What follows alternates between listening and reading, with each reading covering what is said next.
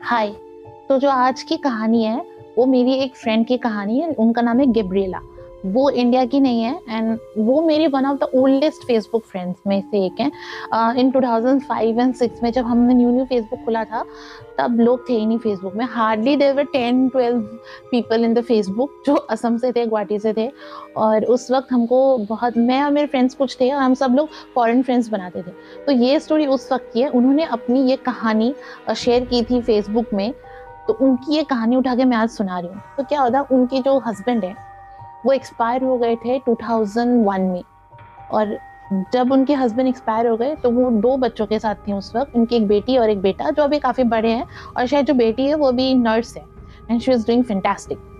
तो जब वो अपने हस्बैंड के साथ बहुत क्लोज थे, लेकिन उनके जो बच्चे थे ना वो इस ट्रॉमा को नहीं ले पा रहे थे एंड वो डिप्रेशन में चले गए।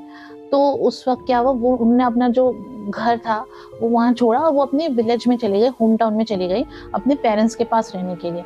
पेरेंट्स, वो लोग क्या करते हैं, बाहर के लोग वो एकदम पेरेंट्स के घर में नहीं रहते, उनके एडजेसेंट एक घर बना लेते हैं थोड़े डिस्टेंस में, कि वो अपने मतलब बच्चे ग्रैंड पेरेंट्स से मिल सके, लेकिन वो ग्रैंड पेरेंट्स के घर में शिफ्ट नहीं होते। ऐसा कुछ कल्चर होता होगा उन लोग का।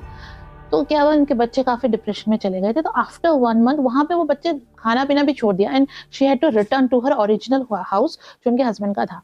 आफ्टर 1 मंथ वो रात को सो रही थी तो अचानक से उनको गिगलिंग साउंड आया, जैसे कोई हँस रहा था। तो उन्होंने क्या किया, वो अपना लिविंग एरिया का रूम उन्होंने खोला और वो अपने बेडरूम से निकली, लिविंग एरिया में गई और नीचे देखा उन्होंने सीढ़ी के नीचे कि उनके जो बच्चे हैं ना, दे वर प्लेइंग, वो लोग खेल रहे थे। एंड व्हेन शी सॉ, उधर कोई भी नहीं था, वो बच्चे आपस में खेल रहे थे and there was a third entity जो उसके विजुअलाइजेशन में नहीं थी, बट देन वो ऐसा एक्ट कर रहे थे जैसे वो 3 लोग खेल रहे हैं, 2 लोग नहीं। उन्होंने अपने बच्चों को पूरा आधा घंटा ऑब्जर्व किया। दोनों बच्चे सोफा के चारों लिविंग एरिया में दौड़-दौड़ के उस जो भी चीज़ थी उसके साथ खेल रहे थे, उससे बातें कर रहे थे, आंसर्स दे रहे थे और बहुत ही ज़्यादा खुश थे।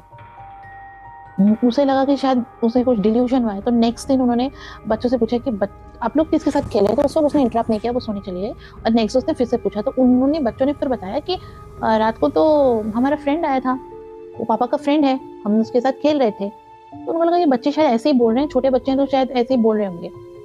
फिर उन्होंने क्या किया, नेक्स्ट दिन भी यही हुआ रात को, थर्ड दिन भी यही हुआ। तो फिर उन्होंने अपनी एक फ्रेंड को फ़ोन किया और बोला कि ऐसा एक सिचुएशन हो रहा है मेरे घर में एंड दैट पर्सन, मतलब someone is there who is calling himself their father's friend, और ऐसा एक सिचुएशन हो रहा है कि रात को ये बच्चे खेलते हैं, किसके साथ खेलते हैं मुझे नहीं पता। तो गीगल एंड लाफ एंड मैं एक हॉरेंडरसली स्कैर्ड हो गई हूँ। मुझे रात को नींद नहीं आता, दिन में मैं अकेले उस घर में रह नहीं सकती, आई एम वेरी स्कैर्ड।